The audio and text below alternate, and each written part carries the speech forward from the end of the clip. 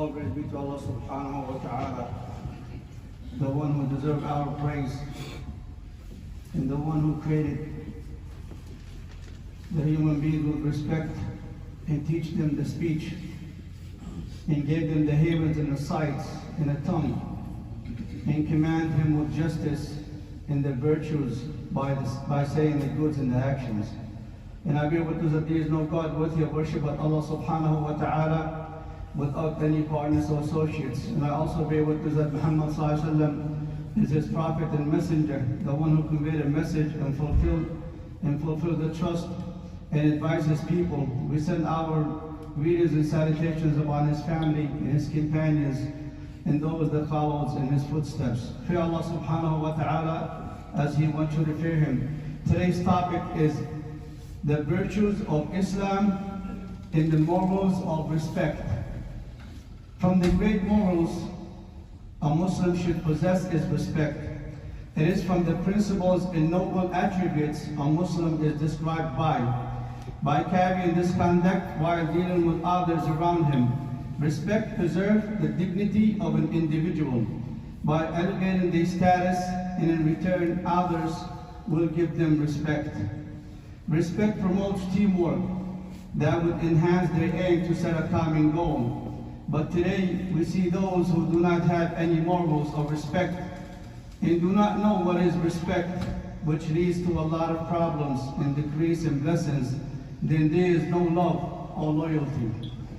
Today we see that disrespect and insult for others, shamefully, either the kids toward their parents, or between the brothers, or towards their neighbors, or their teachers, and so on. And respect is supposed to be two-way, from the parents to the kids, and the kids to their parents, and from those who are responsible, and from those who are under their responsibility.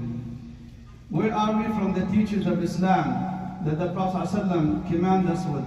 Respect is the most beautiful thing and effect you can leave in people's heart. In the Quran, Allah mentioned many verses that calls for respect and encourages that we must abide by it and to beautify our conduct with respect, even towards the enemy. Also from the Sunnah, the Prophet ﷺ, in his Sunnah, he teaches us many ways of respect.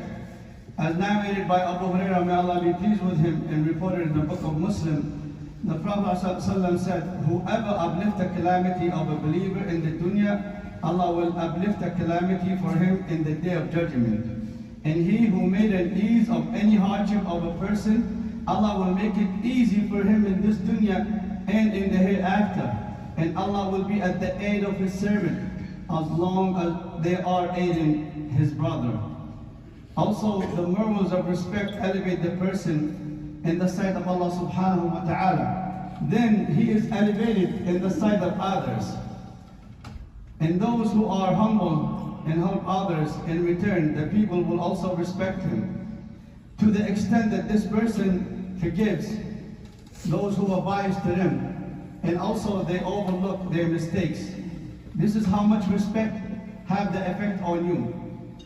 Your parents should be the first ones who deserve your respect, but it is a command that you must respect your parents.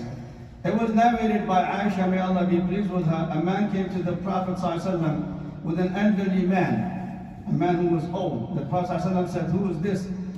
This old man. He said, this is my father.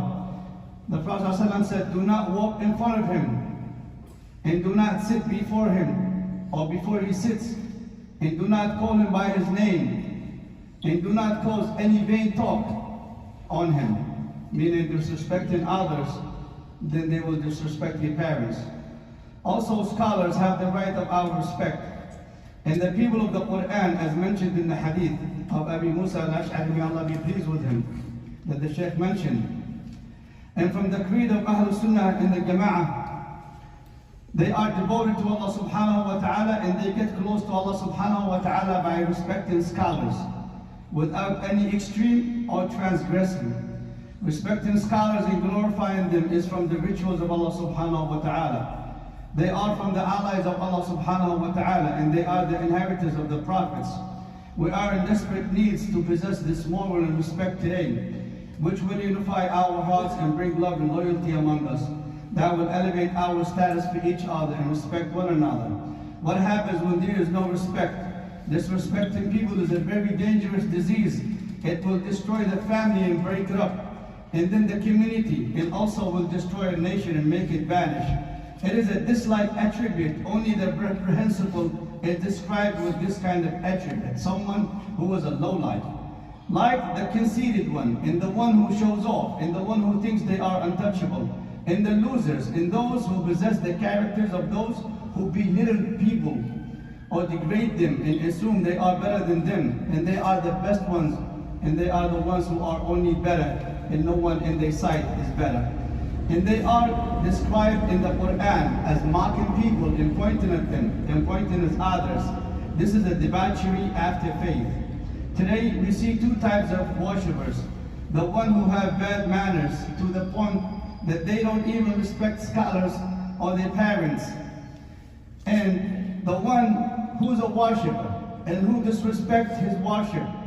And then when you try to advise them, they say worship is in the heart. And these hadith is serious concerning these types of people. The Prophet ﷺ said, they are from the people of hellfire. And also in the book of Muslim, it was narrated by Abu Hurairah, may Allah be pleased with him, the Prophet ﷺ said concerning these type of people, he said, do you know who is the bankrupt? They said, the one with no money. The Prophet ﷺ said, he is the one who will come on the day of judgment with salah and fast and zakat. And already he cursed this one and attacked this one and robbed the wealth of others and even caused bloodshed. Then they will take from his rewards, and he will take from their sins, and it will be put on him, then he will be put in hellfire. Today we must not possess these kinds of morals or moralities or disrespect or have any jealousy or hate. All of this can lead to cut off from each other and have disrespect for one another. And it can become as worse as to animosity, and even to the point of taking others' wealth or try to harm them or harm their family. And then we live as we live in a jungle. Today we see on social media and the news just bloodshed because of lack of disrespect and the morality of the Quran and the teachings of Islam. It is because we disrespect one another.